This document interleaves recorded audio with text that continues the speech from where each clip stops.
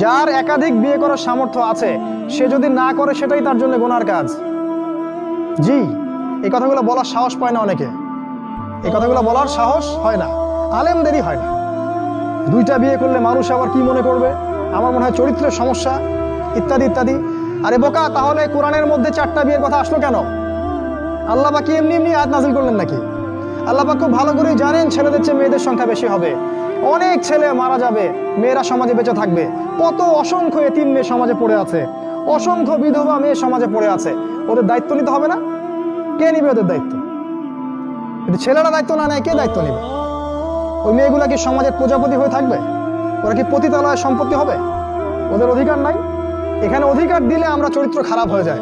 আর এদের সাথে তোমরা সারা দেশে এবং বিশ্বে জেনা করে বেড়াচ্ছ, এগুলাতে চরিত্র খারাপ হয় না।